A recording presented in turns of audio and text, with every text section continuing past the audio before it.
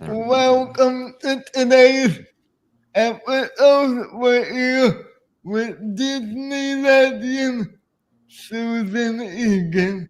Hi, everybody. It's so good to see you. I'm not a legend, though. A Disney legend is like an official title, and I sadly do not have it, but I have a lot of friends who do have it. So kudos to them. Hi. Well, in his eyes, you're a legend. Yeah. That's all that matters. That's just your very sweet way of saying old. No, we are in the same generation. A few years ago, I was invited to 90s con. Oh, yes. I never knew in the 1990s that it was such an epic decade that we would want to relive it again through events like 90s Con. Who knew?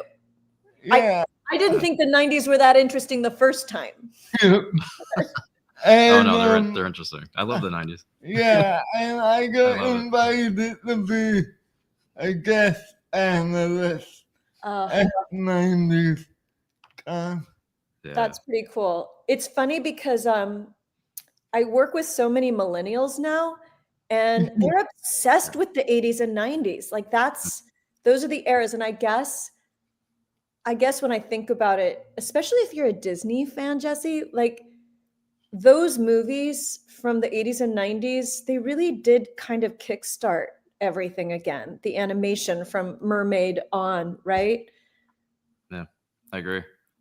Pretty cool. Yeah. I have a question for you. So we did my production company with my partners, we did a show for Disney at the Hollywood Bowl last year, 80s and 90s celebration. And I think because I'm just a decade or two older than most of the people that I'm working with, I was a full-on adult by the time these movies came out. And so some of them I didn't see back in the day. Do you know what the number one favorite movie from the 90s was? And I'm wondering if it's true for you. Can you guess what it was? I would think it was the cartoon of Beauty with Paige O'Hara. So I love that one. Of course, I love Beauty and the Beast, and Paige O'Hara is an icon for sure, and a really good friend. And I have a funny piece of trivia for that. Paige's husband, Michael Piontek, did our Broadway production in Los Angeles. They took some of us from the Broadway production. He came into our cast and he covered both the Beast and Gaston. And so whenever Michael was on in either of those roles, I felt like such an imposter. I felt like, okay, show's over, go home to the real Belle. He's married to an actual Belle. No, Beauty and the Beast is not the movie that defined the decade for millennials. Do you want to guess again, or do you want me to tell you? The Lion King. Lion King is a great one, but no, we closed the show with a big, huge production number from a Goofy movie. A Goofy movie. That was not even on my radar. And it's like a movie that everybody was secretly obsessed with. It had this sort of grassroots. It was not a big hit. It didn't get a lot of attention. Yeah, pushed off to the side. And it's got this whole life today that I don't even think it had then. Right. Yeah. Movie. I'm addicted. Yeah, it's amazing how that happens. I'm addicted to wearing these shirts, and they have a new line of Goofy movie wear. Yeah, it's weird how I think some things are more popular now. So yeah, in addition to that, we had all these different merch items for sale. Goofy movie merch. That's what everybody wanted. Cool. Yeah, and that concert was amazing because you had Corbin Blue you had yourself, Izzy, Yep. Ariel, Jacob, Yeah. at the Rodriguez, Benji. Yeah. Benji. Oh, Benji. He did all those arrangements. Yeah. We also had a crazy great gospel choir. They're called DC6 Collective. They were amazing. But yeah, that was my first time meeting Corbin Bleu. What a superstar he is, right? Yeah, and you have Cliff the Rodriguez. Krista and I went to the same high school, but not at the same time. Yeah. I'm a little older. But And yeah, we at the time we were in the middle of Adam's family. Yeah, Adam's family. And so I called James up, James Monroe. of course. And so the Wednesday was a big fan of the Adams family. Yeah. So we had Chris the surprise on the video. Oh my God, really? And Yeah. That was pretty cool. she almost asked out. Yeah, she's She freaked out. That is one of my great sorrows that I never got to see Krista play Wednesday Addams. Oh Like- my God. Like perfect casting. Yeah. Yeah. Mm-hmm. She makes me laugh. I just recently, so my kids are not really into musical theater, but You're my kidding. younger daughter is kind of liking some musicals now, and so we Yeah. drive to art class or whatever. We'll listen to some musicals, and we just listened to Addams Family, and she's like, "This is a great show." I'm like, "I know, it's a great show." I know. Yeah, it is. Yeah. Does your kids have any desire to following your footsteps? Do they have any desire in following in my footsteps? Yeah. No. I knew that was coming. I think God has a great sense of humor. I He think sure does. the fact that not only do my girls they're not interested in what I do. They have some friends who are interested in theater, and so sometimes they hang out with the actor kids at school, the thespians. She's like, and my daughter Nina's like, "Mom, the thespians are so weird." I'm like, "Girl, you live with one." Like, but even Right. back in the day, they never even liked Belle. Like they Really? liked the mermaid. And so my friends would always make fun of that. And at the birthday parties, they would bring Nina like the little mermaid Barbie instead of the Belle Barbie. And I'm like, all right. We had one Belle doll that was like a singing Belle doll that was actually my voice. I recorded it, that they never ever played with. It was at the bottom of the toy trunk, and I finally gave it away. Oh, Children are the best ego check in the world, and yeah, I can imagine. Yeah, I don't have wouldn't kids. have it any other way. They make me laugh. Yeah, I can see that. Oh yeah. Yeah. Yeah. I wasn't making your Broadway debut with Beauty. It was pretty amazing. There's something wonderful about the ignorance of youth, right? I look back and I think about like being the first Disney princess on Broadway, and I get more nervous today thinking about that young girl doing that. But at the time, I just was working hard. Like my nose was down. I was learning the new lines. I was working, and I had really great mentors: Terrence Mann, Beth Fowler, Gary Beach, and they would make sure that I would stop every once in a while and lift my head up and take a look around to recognize how magical it really was. Not every play you do is going to feel like that, sometimes you are in situations where people don't get along, backstage can be a little toxic, and Beauty and the Beast was the perfect experience. And the fact that it was my first experience on Broadway and I was surrounded by such incredible veterans who really showed me the way and made sure that I enjoyed it, even with the bad reviews. If I was crying in my dressing room because we got a bad review, Gary would take me outside and we'd walk around the block and he's like, look it, the line hasn't ended yet. They're all buying tickets. It doesn't matter. They're enjoying it. The audience is enjoying it. And he helped, and they all helped really put things in perspective and made sure that I truly understood this was a unique and special experience. And my first experience working with the Disney company. And look at this, 30 years later, Jesse, I'm still working with Disney. They're pretty nice to me. Yeah, you know what they say about bad reviews.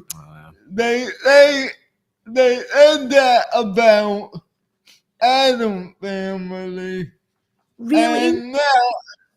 And now to the point that they wanted to close that out of town, and it is now the #1 produced amateur musical in the country and around the world.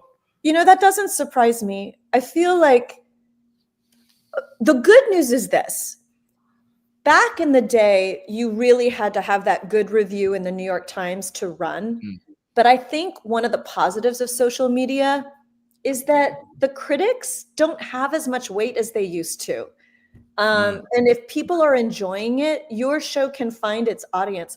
I also think producers are a little more savvy. They're doing things like releasing concept albums before. They're sort of building a fan base before they spend all the money on the production. I think that's so smart. It's, you know, it's nice when you get good reviews, but I think Disney was one of the first examples of being kind of review proof.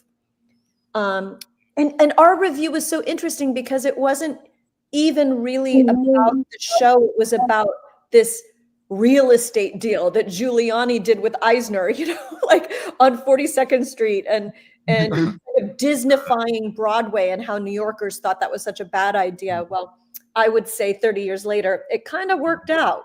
And it was okay for New York. Yeah. Your mic's cutting out again. My mic is cutting out again? Yeah. Oh, no. Yeah. Why do we think that's happening? Should I jump out? I'll try to bring you back in. Okay. Yeah, I'll try to bring you back in again. Yeah. Let's see.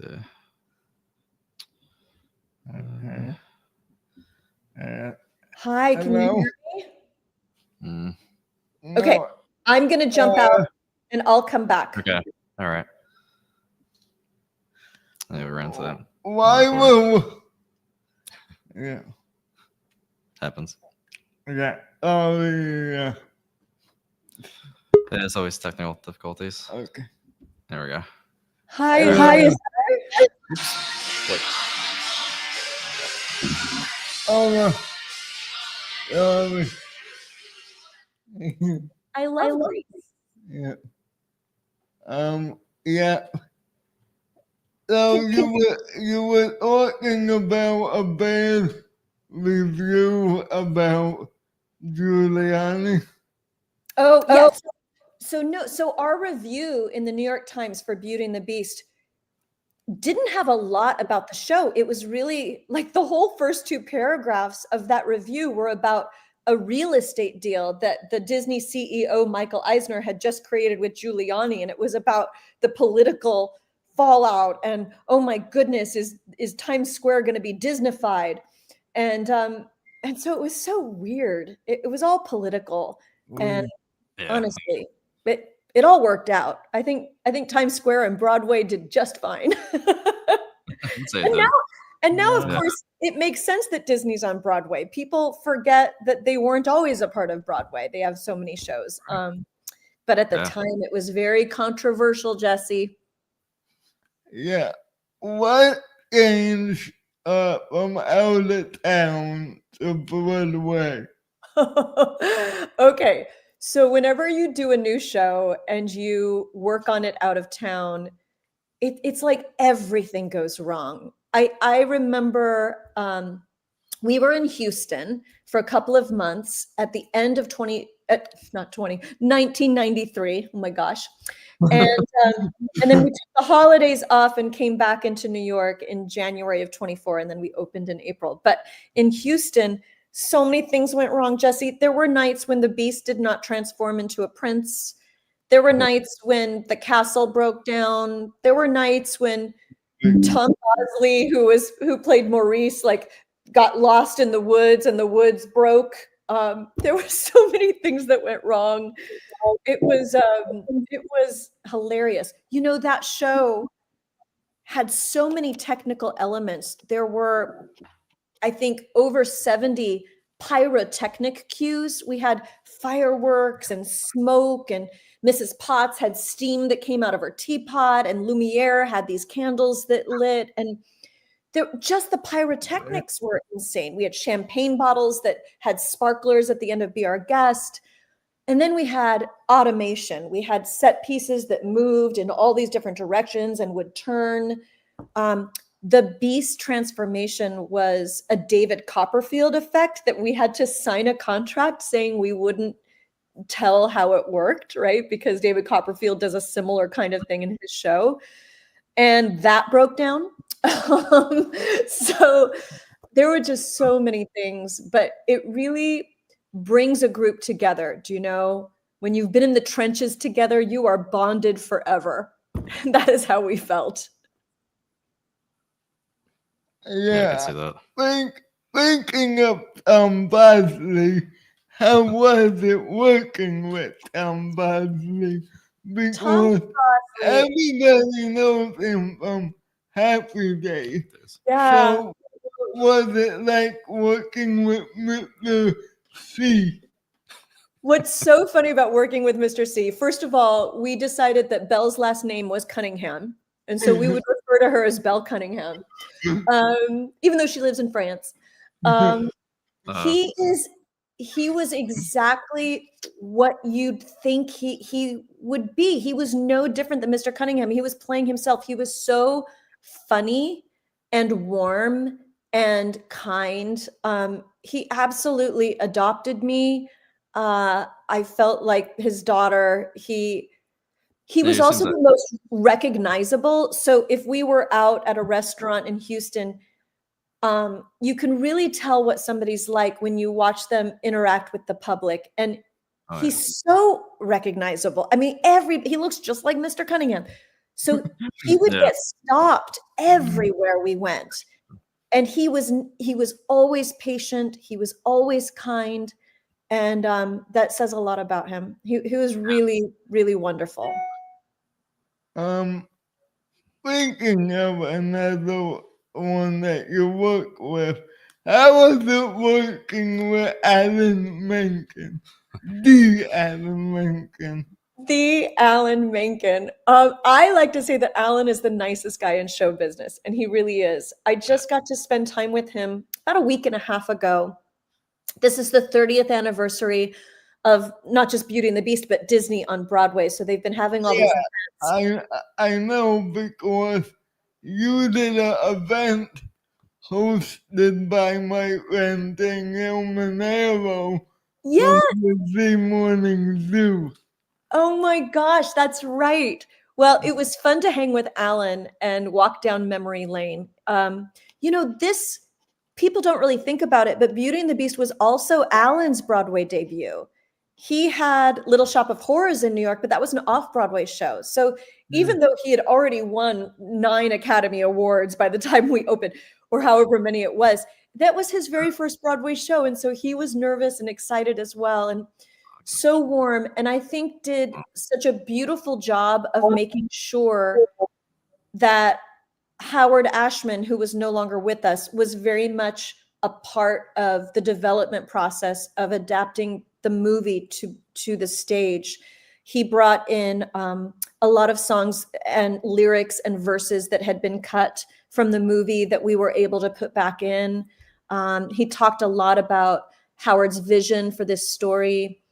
And he's so completely supportive of actors. He's really sweet.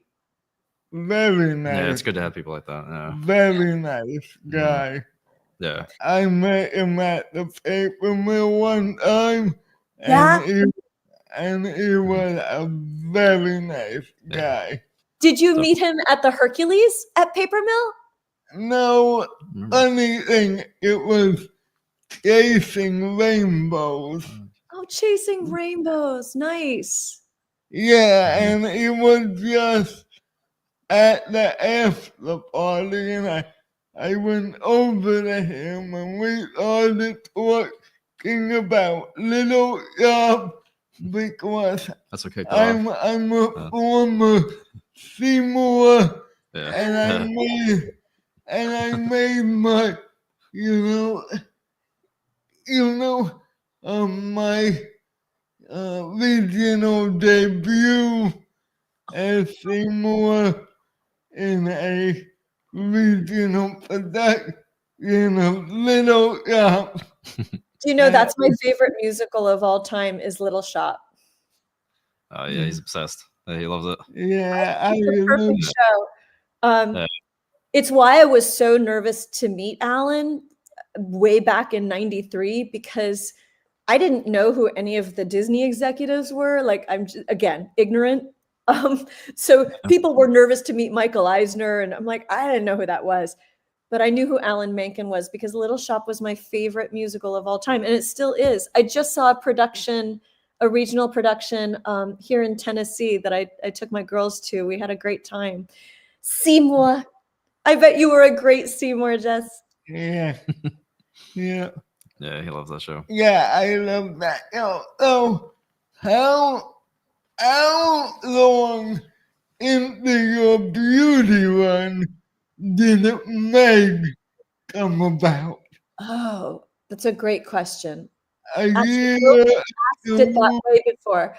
So during the first year of Beauty and the Beast, maybe halfway through, so like 6 months into the run in New York that I just did the first year in New York, they started auditioning for Hercules. And you've probably heard this, but they wouldn't let me audition. I mean, obviously Meg is very different than Belle. And I heard it from you. Maybe I was so convincing as Belle. I don't know. But you know what they did do? They wanted to go back to their roots a little bit. Like it had been 3 or 4 movies since they'd had the same actress be both the speaking voice and the singing voice. Like Paige O'Hara, of course, Jodie Benson, of course, as Belle in Little Mermaid, but in reverse order.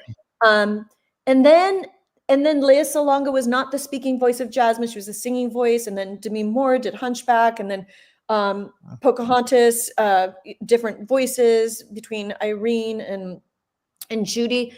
So they wanted to get back to having the same actor. So they came back to New York and auditioned Broadway actors, and everybody was there. Like Audra was at that, Donna Murphy was at that audition. Like, and they finally let me audition just so I would stop asking. I think I was just a squeaky wheel.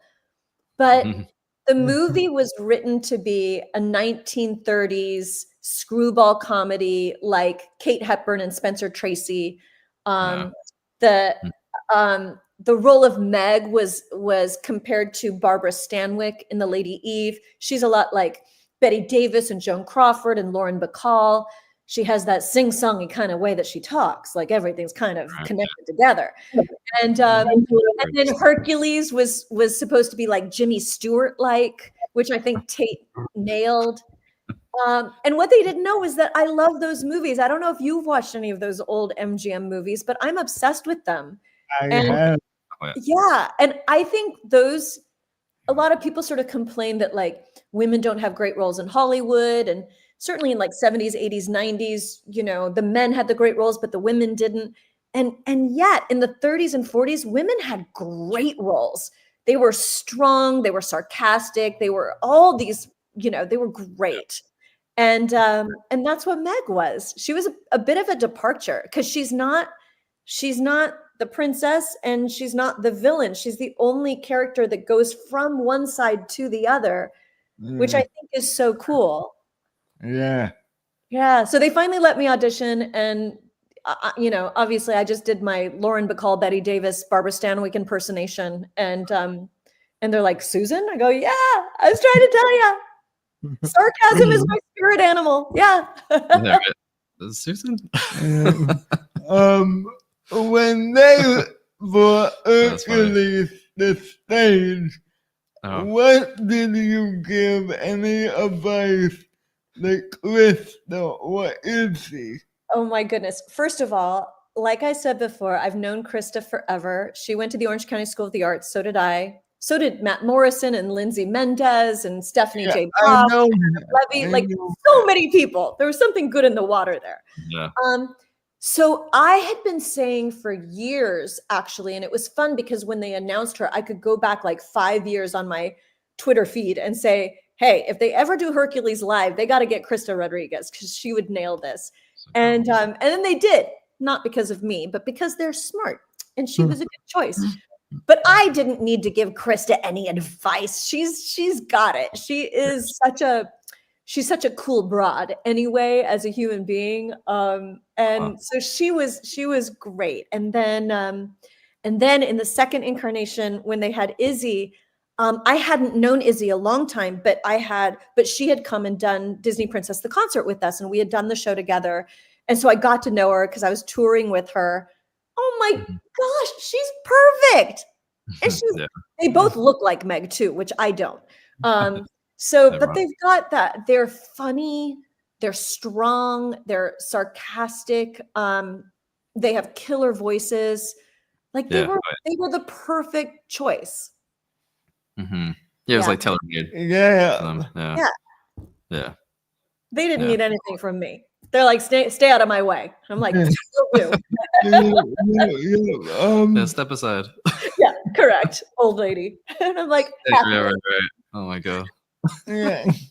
I will say, if they ever do a movie, and I'm wondering if maybe you guys can like help a girl out. I really want to petition Disney because I want to play one of the Fates.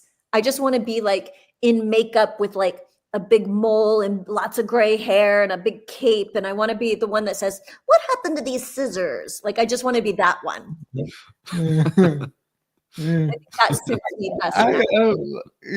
I have no connection there, but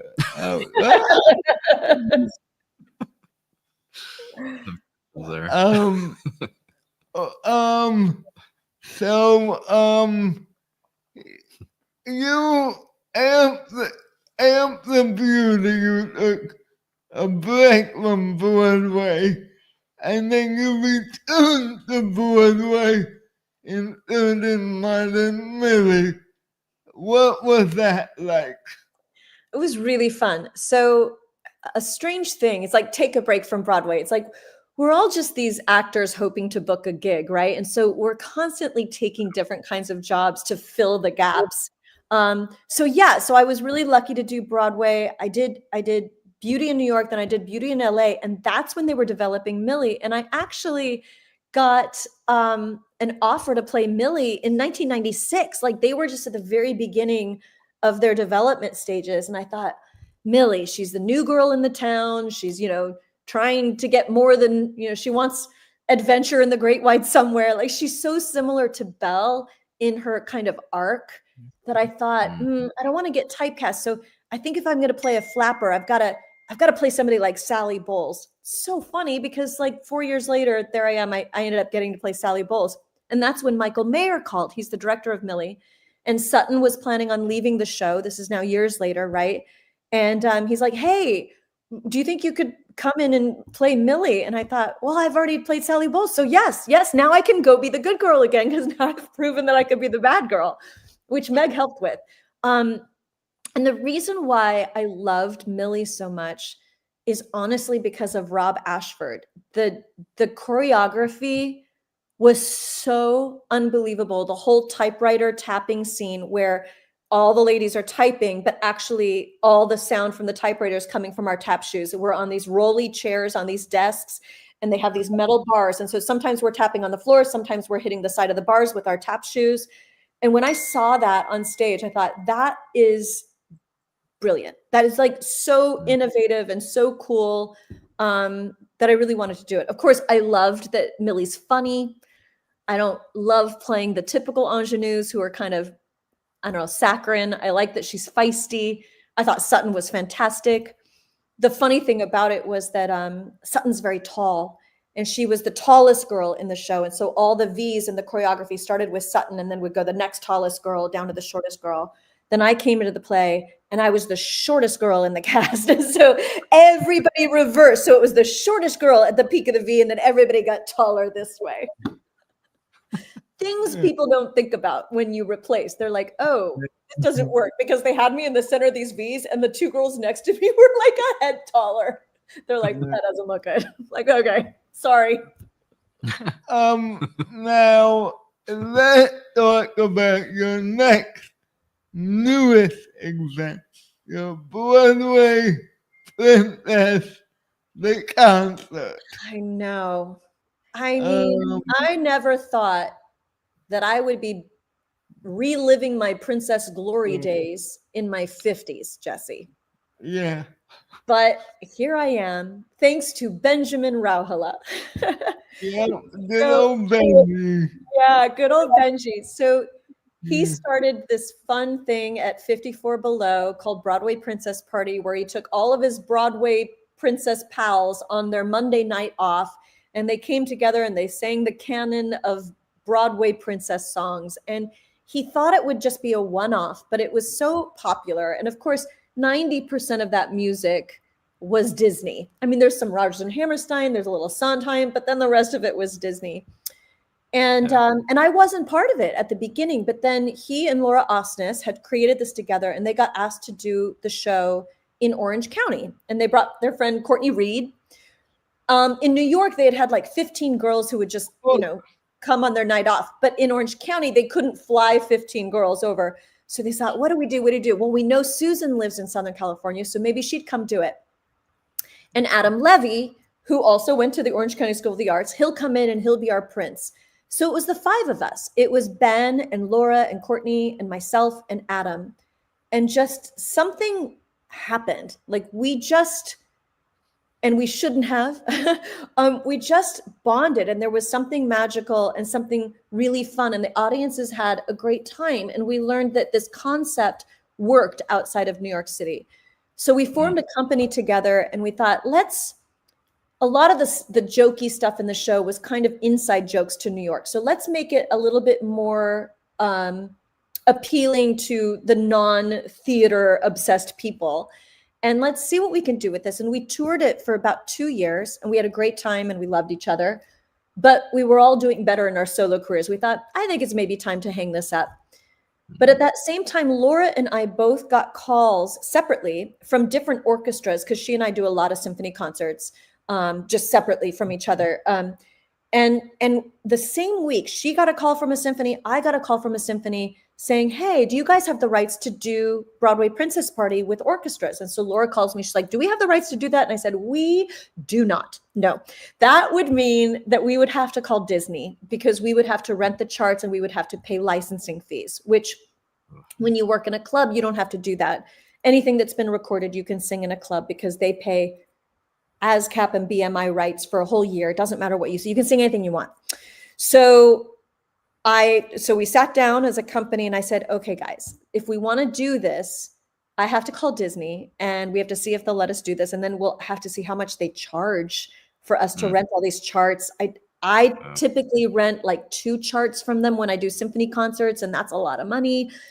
We need 26 charts. Like, I think this is going to be a no. And I also think it's going to be a cease and desist. So we all decided, like, okay, we're done doing this version of it. Let's blow this up into a symphony version if we can. Sure. Okay, Susan, make the phone call to Disney, and we all know that this is probably going to be a no, and we'll just move on with our lives. And then Disney started looking at the YouTube videos. I made that phone call. It progressed up to the president of Disney Concerts. And And they started looking at the YouTube videos. And by this point on Ben's channel, he had, I don't know, 18 million hits. Do you know, like it had taken off. Oh. And they were about to do a new rebranding of their Disney Princess brand. Because just like us, what they had learned was that those little girls in 1989 who were 6 or 7, who loved The Little Mermaid, they never outgrew their love of The Little Mermaid. But now they're 32.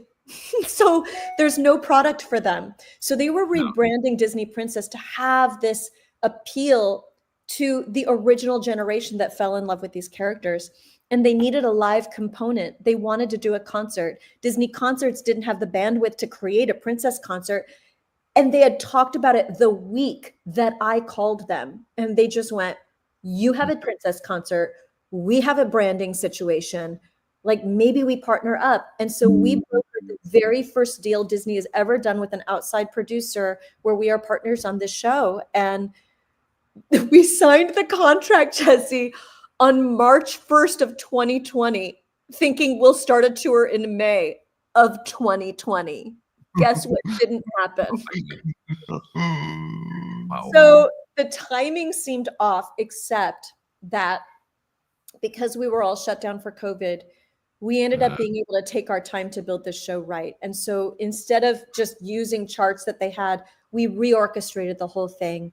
We recorded in Nashville section by section so that people could be distanced.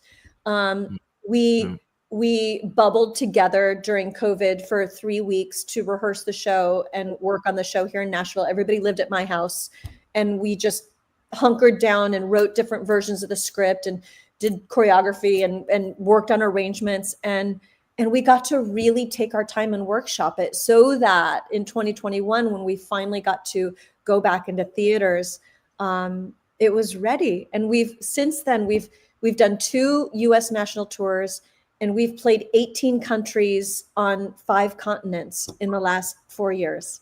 In fact, Ben and Adam and Krista and who was there? Cindy Winters, Krista, and Courtney Reed just finished our 3rd Asian tour. They were just in Indonesia and Taipei. They just got back on Saturday, actually.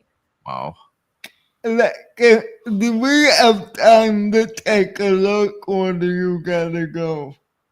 What are we gonna do, like, next? Is that what you're saying? Do we have time to take a look at the concert? Oh, do we have time to take a look at the concert? Yeah. We have a video, but I know it's getting close to the time you have to leak. No, that's okay. That's okay. I've got like another 10 minutes. I'm good. Okay. All right. Kick it off. Yeah. Okay. There's a girl I find in my reflection. She is smart and kind. Starting now. Disney Princess the Concert is truly a collection of some of the greatest songs ever written for Disney films, sung and presented by some of the most creative and talented singers that have ever presented the Disney Princess work.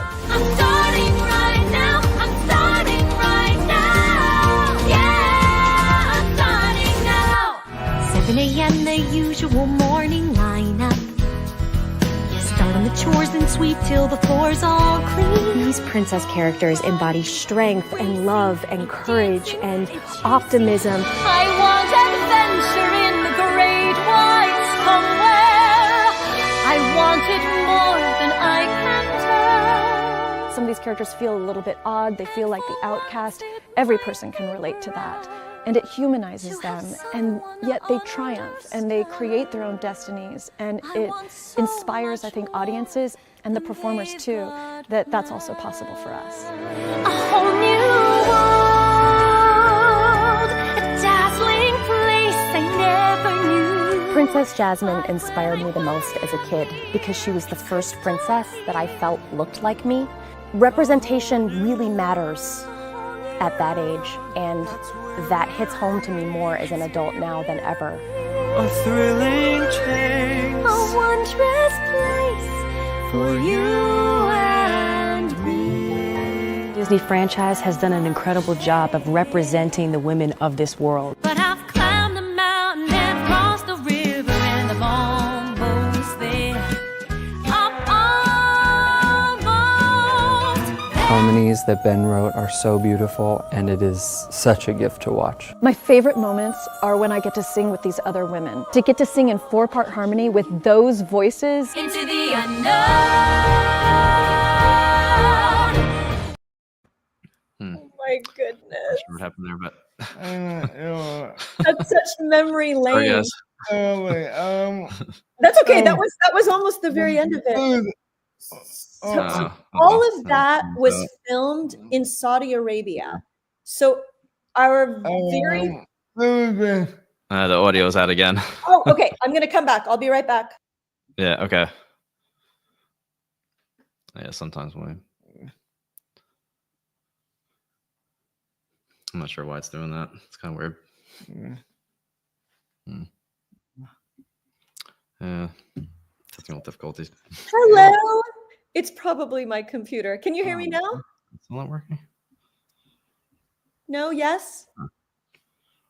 It worked before. Should I try again? Okay. Hang on. Yeah, I don't know what happened.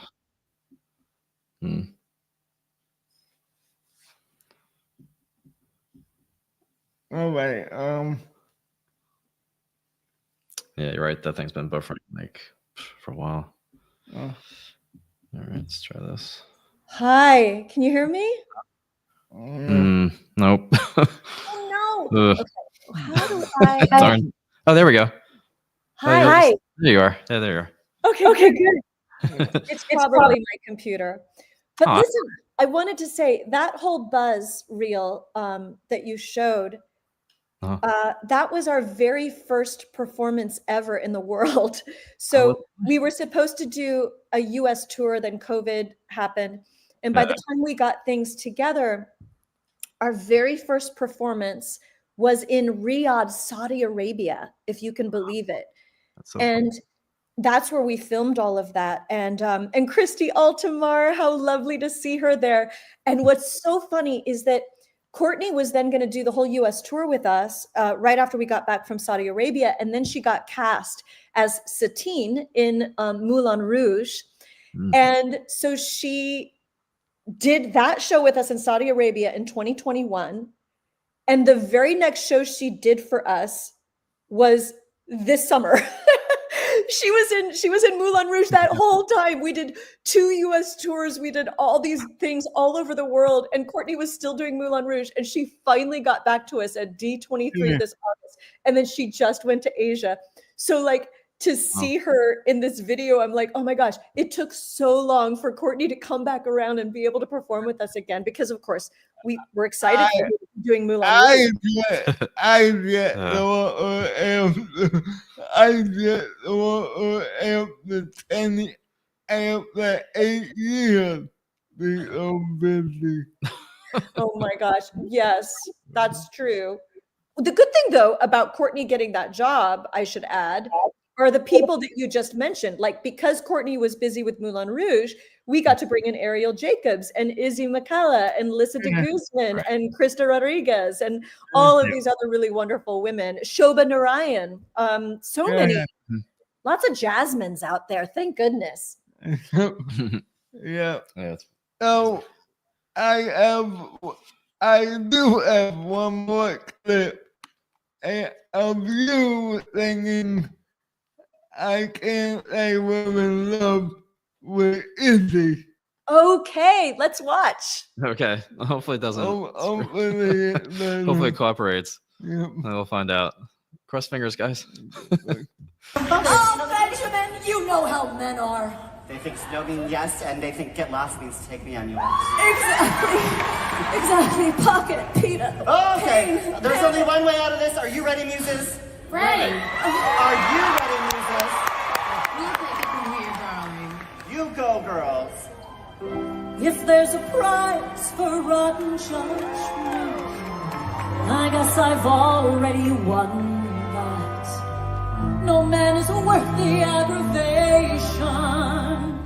That's ancient history. Been there, done that. Who'd you think you kidding? He's the earth and heaven to you. Try to keep it hidden. Honey, we can see right through you. Girl, you can't conceal it. We know how you're feeling. Who you thinking of?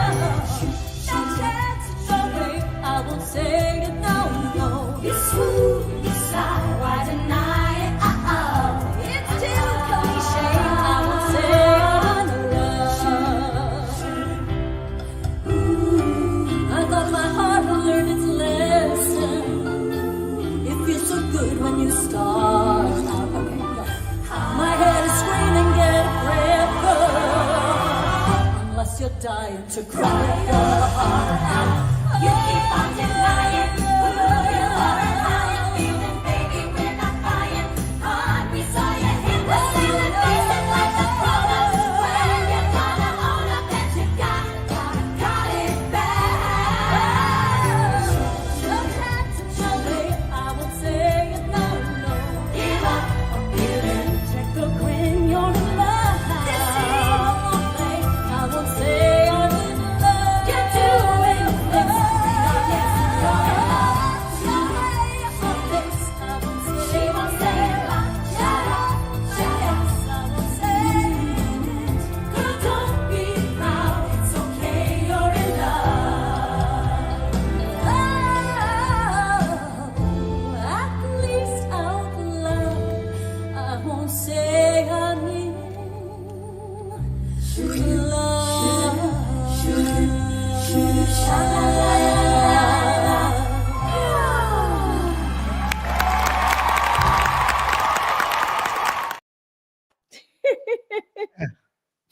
Can you hear me? Am I still on? Yeah.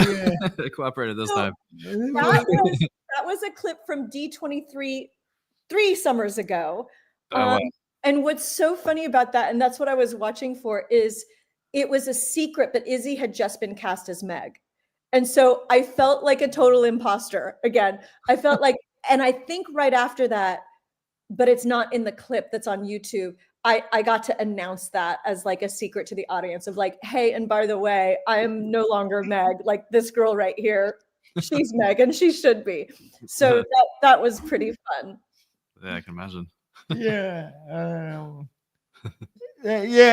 I think it's fun passing the torch over to people. It's fun to be able to pass things along. And I feel that way about Beauty and the Beast too, now that, you know, schools do the Beauty and the Beast Junior and all these regional theaters are doing it. It's exciting that a lot of people have gotten the chance to play Lumiere or Maurice or Belle or There's a new Oh yeah. There was a production of Beauty and the Beast touring around England. Yes. That I hear they're gonna bring over here, but yes, they just announced it. It's gonna start, I think, in May.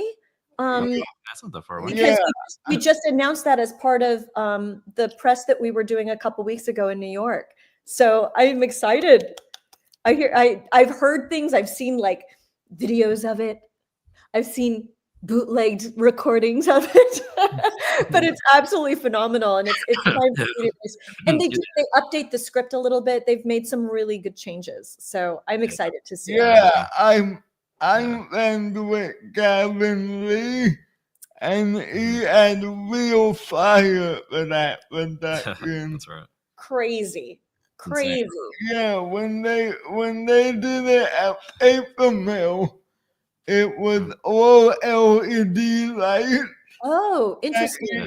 That he had to press with his fingers, like he was playing the trumpet, but for the English. Yeah, exactly. Yeah, but for the English tour, they went back to the 1994 version. Yeah. With the real fire. Do you know what's really crazy about that is that it's like these butane lighters. So when you're on stage, you can hear the click, click, click. Phoom. So the light, the fire was often the punctuation to the joke that Gary would give, right? So it's like, you know, Babette, you are so, you know, beautiful today, right? But he would have to time the cue before that. Babette, you are so click, click, click, foop. You know, it's like the fact that Gary had to time all that. I've got to talk to Gavin and see, like, is it still the same? Like, where there's this delay? Because it was crazy how Gary was able to do it perfectly. Yeah. Yeah, it takes talent to do that. That's for sure. Timing for sure. I don't have it. Yeah. Oh my goodness. Well, guys, I have to go take a child to a doctor's appointment. Yeah, we're about to of my life. It's all right. Thank you for the CD. Oh my goodness. You are most welcome. You sweet thing. You did not need to order it. Just text me and I'll send it to you next time. But yeah, I'm sending that off to Streamily now. So hopefully they'll get that to you guys, ASAP. That's very kind of I you. hope. But thank you so much for today. Thank you for It's a pleasure. bringing up such beautiful memories. And I hope you guys have beautiful, beautiful holidays coming up. Thank Oh, you. thanks, same to you. Thank Susan. Thank you, my loves. Mwah. All right, take care. Bye. Bye. Bye. Bye.